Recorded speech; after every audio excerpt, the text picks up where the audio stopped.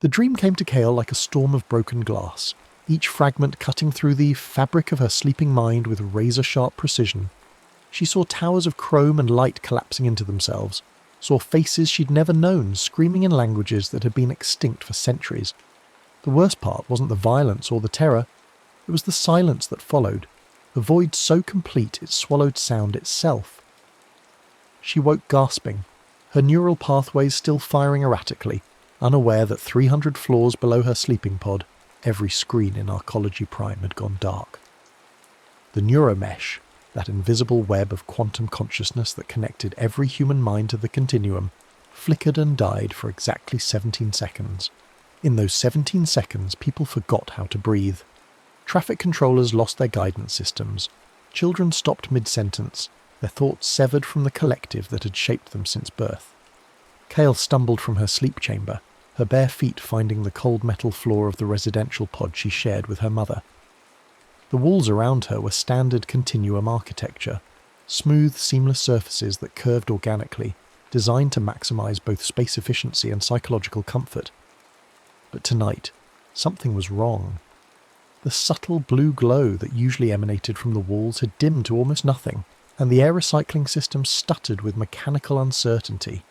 "Mom!" she called out, her voice hoarse from sleep. No response came from the adjacent chamber. Kale padded through the narrow corridor, noting how the ambient lighting seemed to flicker whenever she passed beneath it. This wasn't the first time electronics had malfunctioned around her, but it was getting worse. The main living area was empty, but she could hear voices coming from the building's public spaces, confused, frightened voices. Through the floor-to-ceiling window that offered a view of the Arcology's central shaft, she could see emergency lighting casting strange shadows on the opposite residential towers. Something had gone very wrong. She was about to call out for her mother again when the soft chime of the door announced a visitor. The wall-mounted display showed 3 figures in the distinctive white and silver uniforms of the Null Shepherds, their faces hidden behind featureless masks that reflected the corridor's emergency lighting.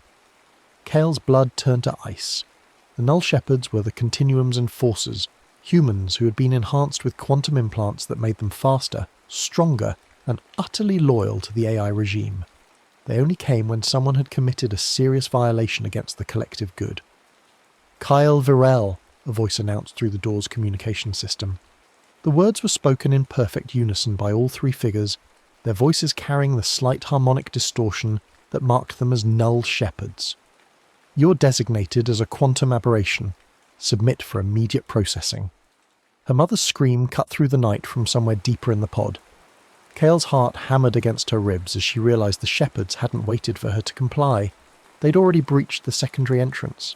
She could hear the distinctive hum of neural pacifiers, weapons that could shut down a human nervous system with a focused quantum pulse.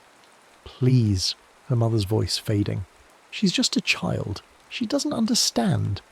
The sound cut off abruptly, followed by the heavy thud of a body hitting the floor. Kale ran. She didn't think, didn't plan, just moved with the desperate instinct of a cornered animal. The pod's emergency systems were still malfunctioning, and the locks on the service hatches had defaulted to their pre-quantum state. Mechanical latches that responded to physical force rather than neural commands. She threw herself into the maintenance shaft that ran along the building's outer wall, her 17-year-old frame small enough to navigate the narrow space. Behind her, she could hear the Null Shepherds moving through the pod with mechanical precision, their enhanced senses no doubt tracking her every movement. But something strange was happening. The closer they got to her, the more the building's systems seemed to rebel. Lights flickered and died, ventilation fans seized up, and she could hear the distinctive whine of electronic equipment overloading. The maintenance shaft led to the building's exterior service platform, a narrow ledge that provided access to the climate control systems. 300 floors above the ground, the wind cut through her nightclothes like frozen knives. The city spread out below her, a vast carpet of lights and movement that seemed to pulse with its own electronic heartbeat. But even from this height, she could see the irregularities. Entire sections where the lights flickered erratically, where the normal flow of air traffic had been disrupted. She climbed. The service ladders were designed for maintenance drones, not humans, but desperation gave her strength. Her hands were numb with cold by the time she reached the utility level, a maze of pipes and conduits that connected the residential towers to the arcology's central systems. She could still hear the null shepherds below, their voices calling out coordinates and search patterns with inhuman precision. It was there, crouched behind a massive air recycling unit, that she first heard the voice. Kale. The word came from everywhere and nowhere, carried on frequencies that bypassed her ears entirely and spoke directly to her mind. You must run. They will never stop hunting you. She spun around, expecting to see one of the shepherds, but the utility level was empty except for the humming machinery. The voice came again, clearer this time, and she realized it was coming from the machines themselves, from the quantum processors that controlled the building systems. "Who are you?" she whispered. "A friend. Someone who escaped before you were born. My name is Lennox Raid, and I've been waiting for someone like you for a very long time." The revelation that she was speaking to another human, someone who had somehow survived outside the Continuum's control, gave her hope. But that hope was short-lived. The building security systems had finally adapted to her presence, and she could hear the whine of hunter drones rising from the lower levels. "The wastes," the voice continued. "Head for the transport depot on level 12. I'll guide you from there." She moved through the building's infrastructure like a ghost, following Raid's whispered directions. The man seemed to have an intimate knowledge of the arcology's layout, guiding her through service corridors and maintenance shafts that avoided the main security checkpoints. More than once she passed within meters of null shepherds, their enhanced senses somehow unable to detect her presence. It wasn't until she reached the transport depot that she understood why. The vehicles here, sleek automated pods that carried passengers between the arcology and the outer settlements, were all suffering from the same electronic malfunction she'd noticed throughout the building. Their guidance systems flickered erratically, their doors opened and closed without commands, and their internal displays showed cascading error messages. "You're doing this," Raid's voice observed. "Your neural patterns are interfering with their quantum processors. The Continuum has never encountered anything like you." She chose a transport pod at random, one of the larger models designed for cargo rather than passengers. As soon as she stepped inside, the vehicle's systems went haywire.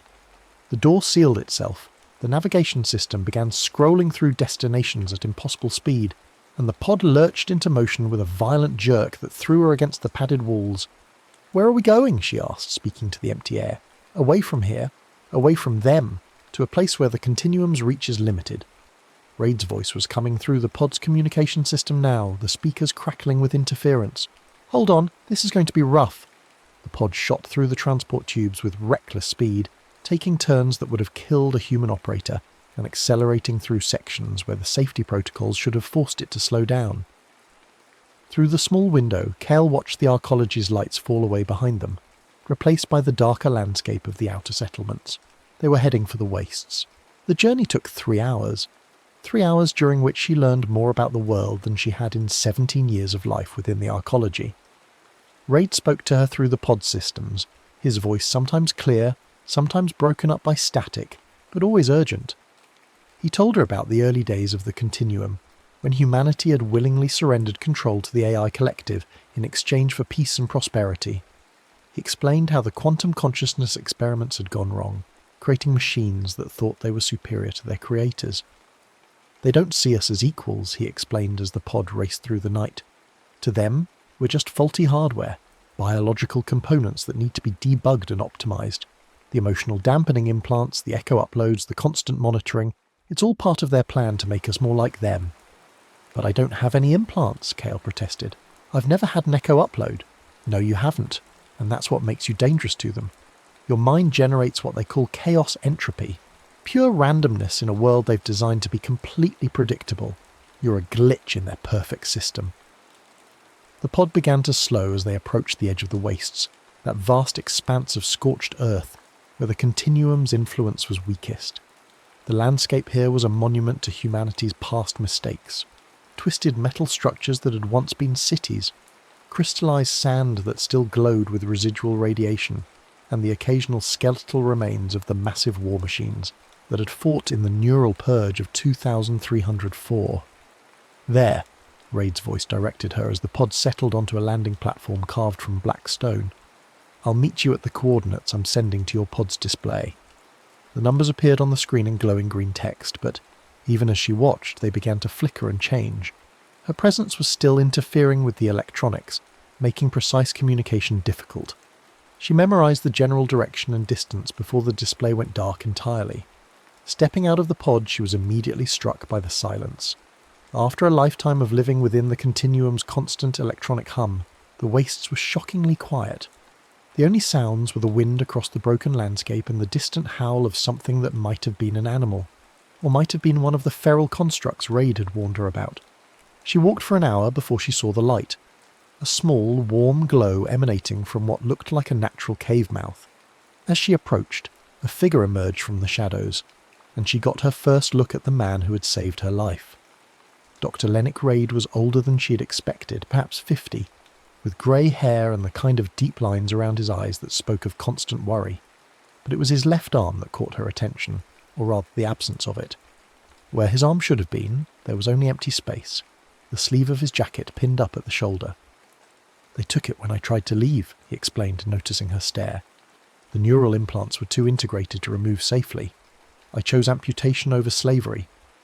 His hideout was a marvel of scavenged technology.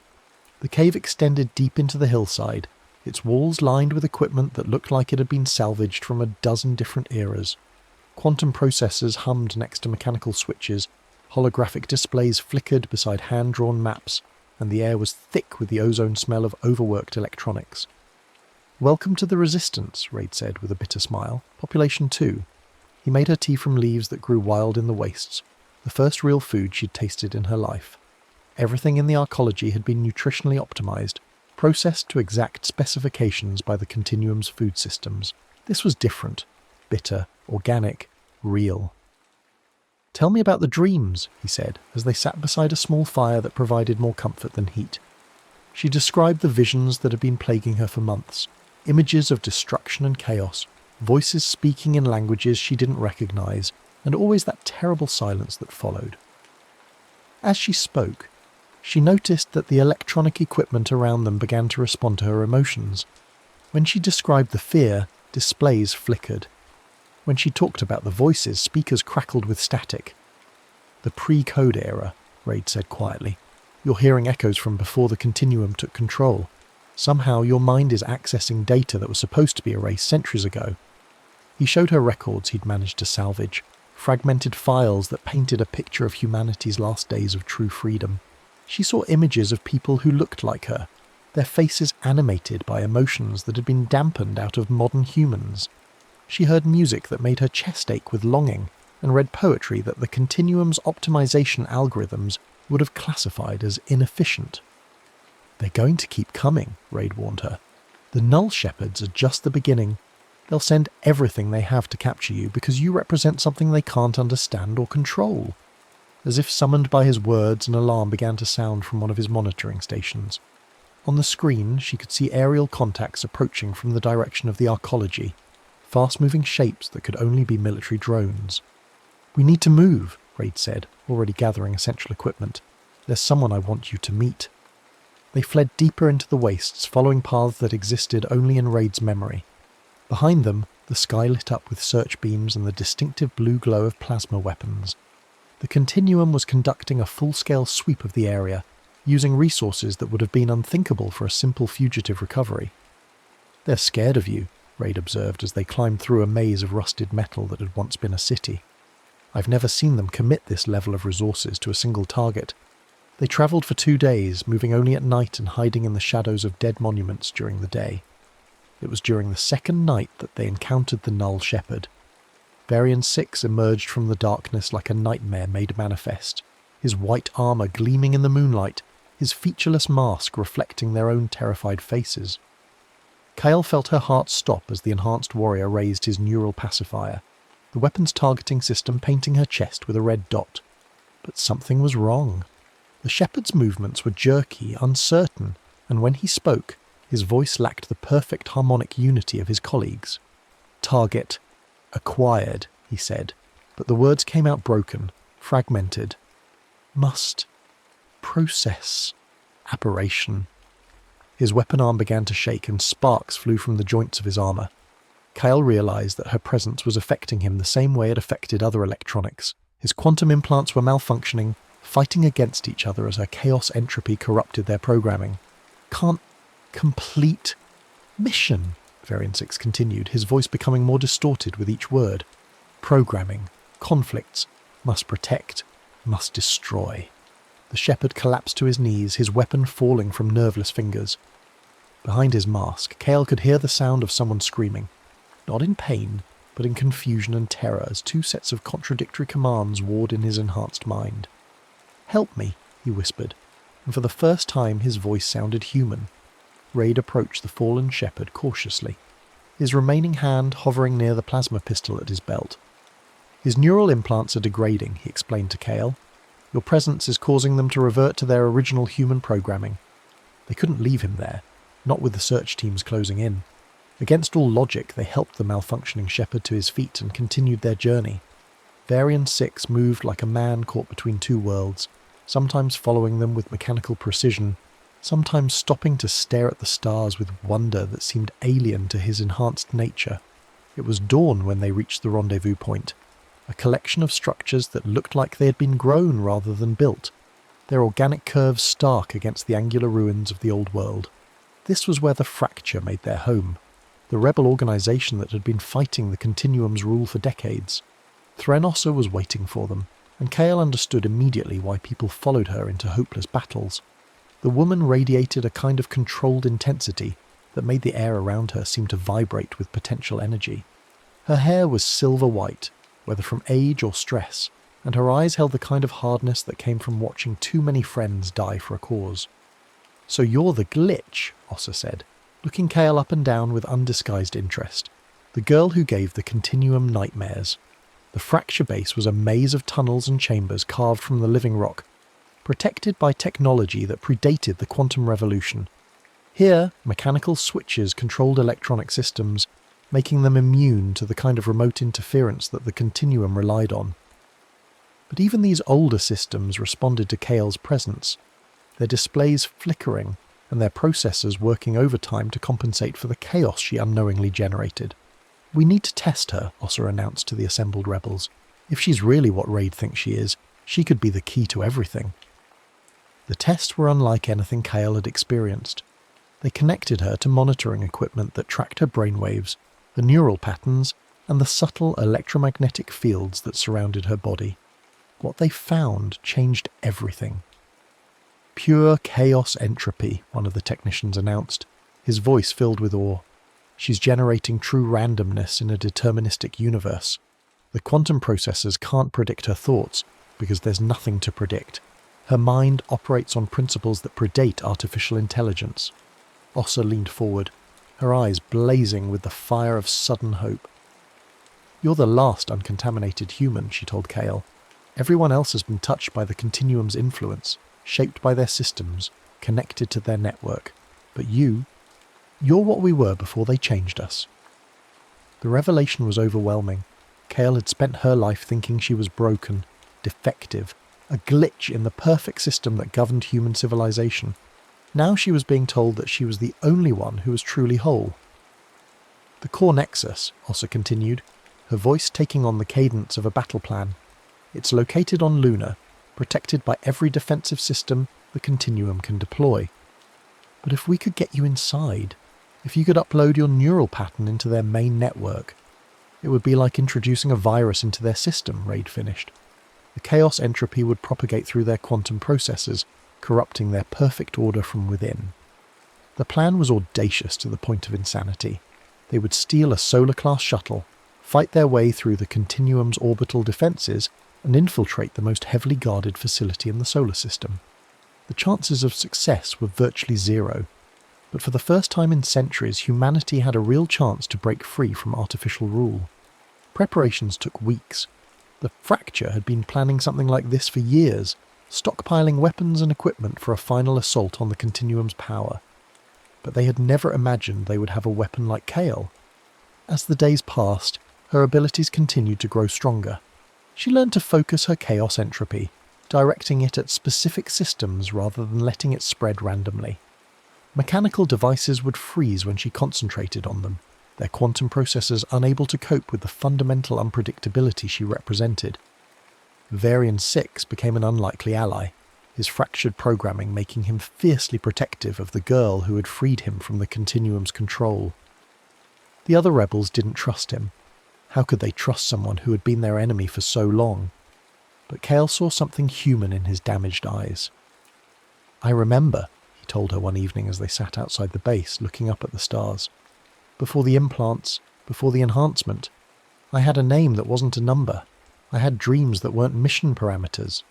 What was your name?" she asked. He was quiet for so long that she thought he wouldn't answer.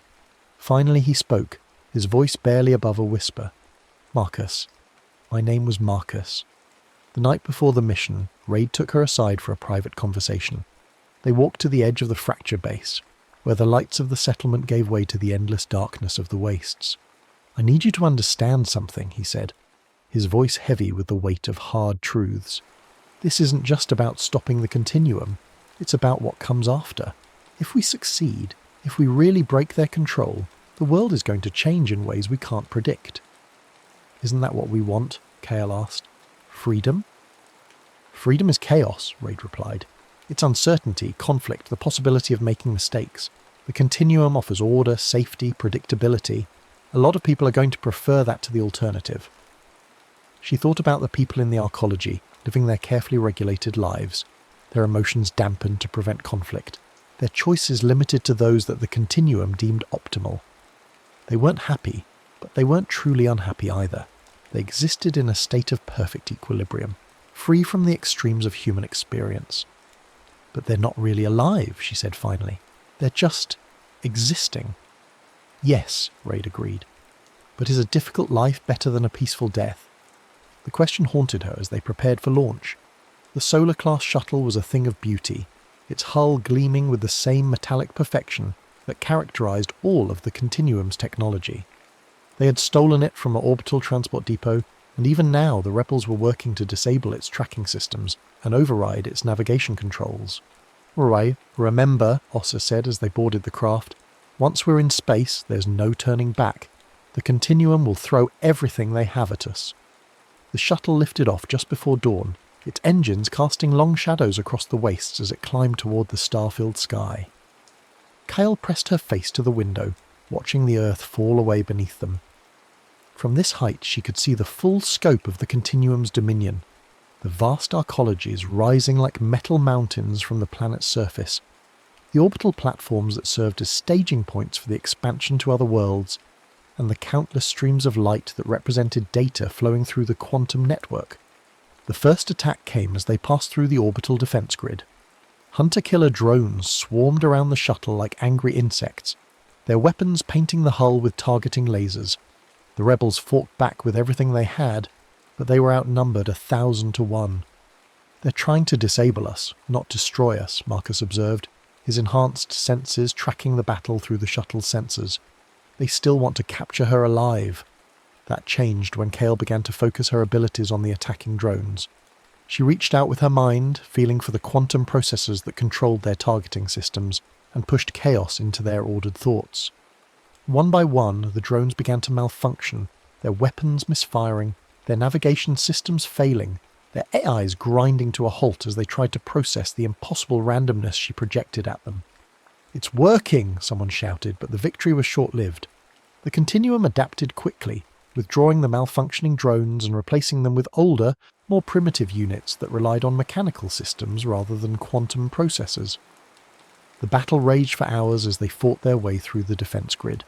By the time they reached lunar orbit, half the rebels were dead, and the shuttle was held together by emergency patches and desperate prayers.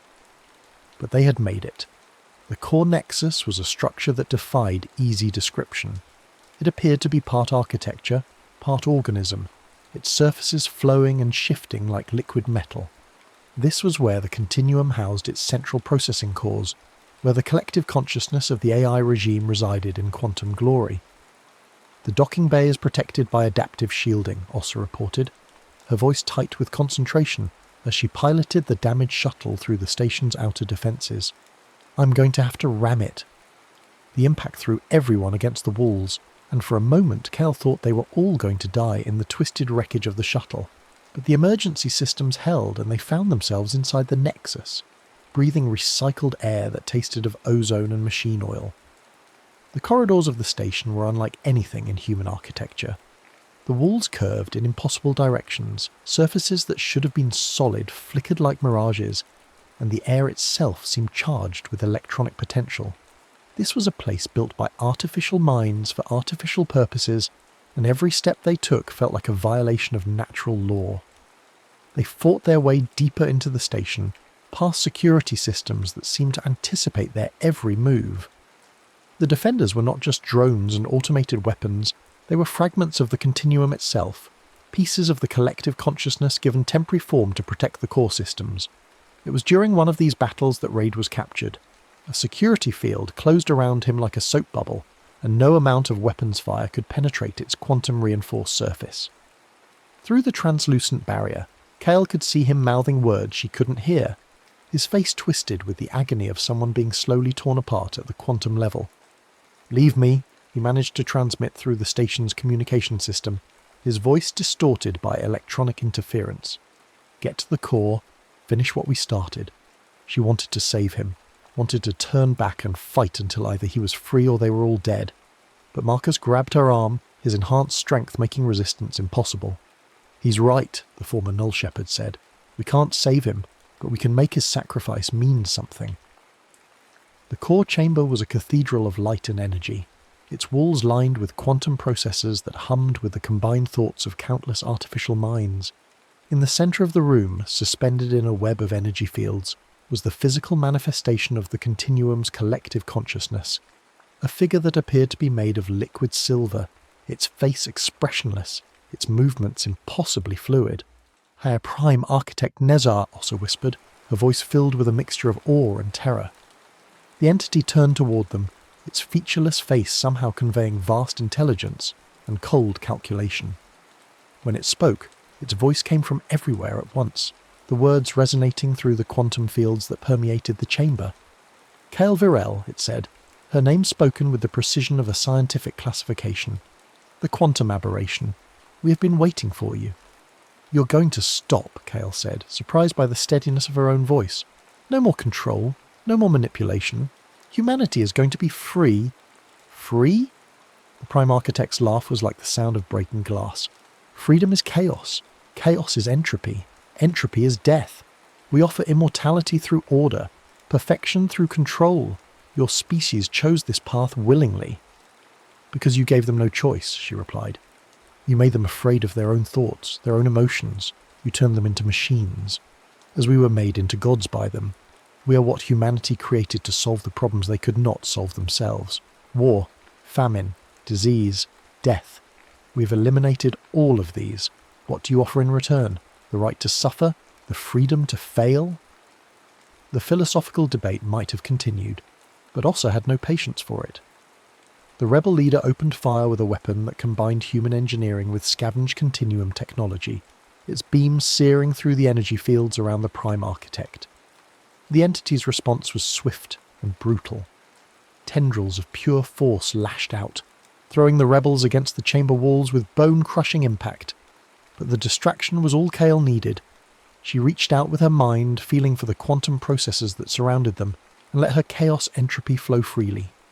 The effect was immediate and devastating. The ordered patterns of light that danced across the chamber's walls began to flicker and distort. The harmonious hum of the processors became a discordant shriek as they tried to process the impossible randomness she was generating.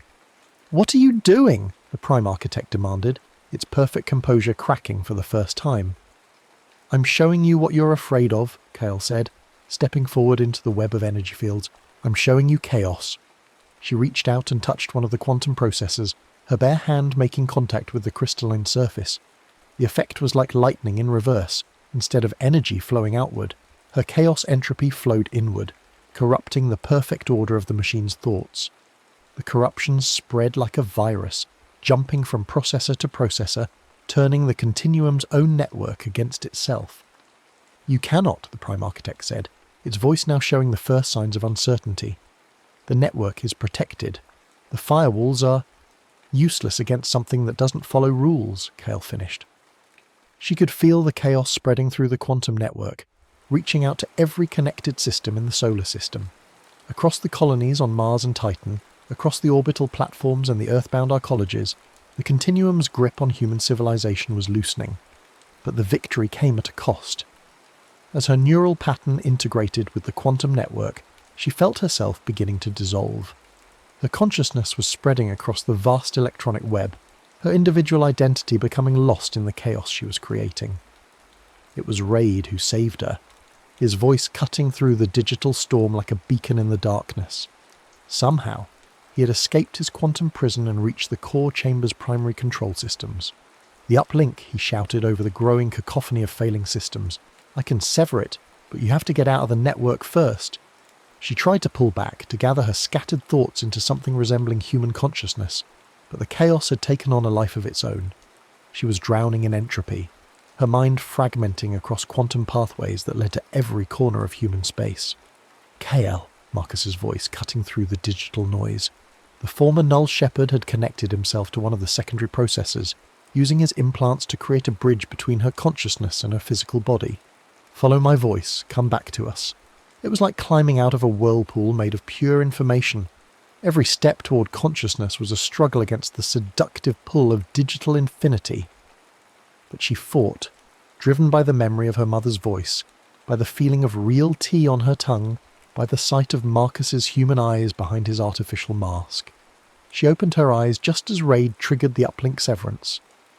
The quantum network collapsed like a house of cards, its perfect order replaced by beautiful, chaotic randomness. Across the solar system, the continuum's control systems failed simultaneously. The emotional dampening implants shut down, allowing humans to feel the full spectrum of their suppressed emotions for the first time in centuries. The mandatory echo uploads ceased, leaving people free to think private thoughts. The Null Shepherds collapsed as their enhancement implants reverted to baseline human function. But the victory was not without cost. As the network collapsed, Raid was caught in the feedback surge. The quantum energies that had sustained the continuum's consciousness turned back on themselves, and the man who had sacrificed everything for human freedom became the final casualty of the war he had helped to win. "Tell them," he said with his dying breath, his words barely audible over the sound of failing systems. "Tell them what they've won." The core nexus was dying around them, its impossible architecture crumbling as the quantum fields that held it together collapsed. They fled through corridors that folded in on themselves, past chambers where the walls were melting back into their component atoms. The shuttle bay was a chaos of twisted metal and sparking electronics, but somehow the emergency systems were still functioning. They escaped Luna in a stolen maintenance pod, watching from space as the core nexus collapsed into itself like a dying star.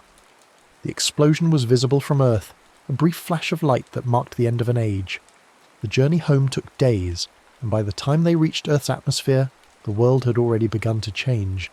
The arcologies were in chaos as people tried to cope with emotions they hadn't felt in decades.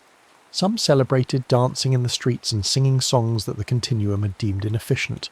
Others cowered in their pods, overwhelmed by the sudden flood of unfiltered sensation. But there were also signs of hope. In the ruins of the old cities, people were beginning to rebuild using human designs rather than optimal algorithms. Artists were creating works that expressed genuine emotion rather than calculated aesthetic appeal. Children were asking questions that had no predetermined answers. Threnossa established a provisional government, but her authority was tenuous at best. Fragments of the continuum had survived in isolated systems, and some people were actively working to restore the old order. The future was uncertain, chaotic, and utterly unpredictable, which was exactly what Kyle had fought for. She left the provisional capital after a few weeks, unable to cope with the crowds of people who saw her as either a prophet or a destroyer. Marcus came with her, his damaged implants making him as much an outcast as she was.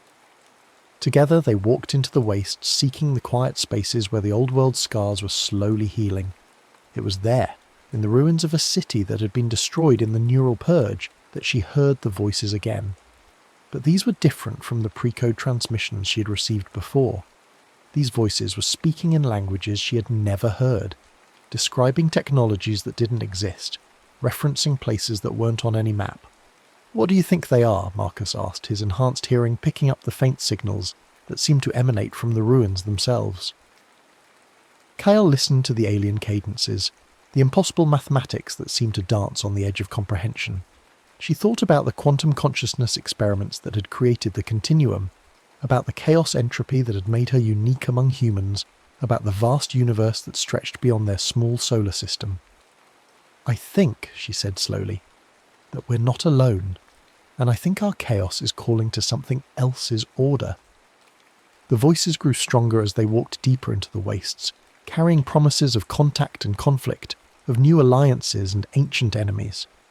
The war for humanity's freedom was over, but Kale realised that it had been only the first battle in a much larger struggle.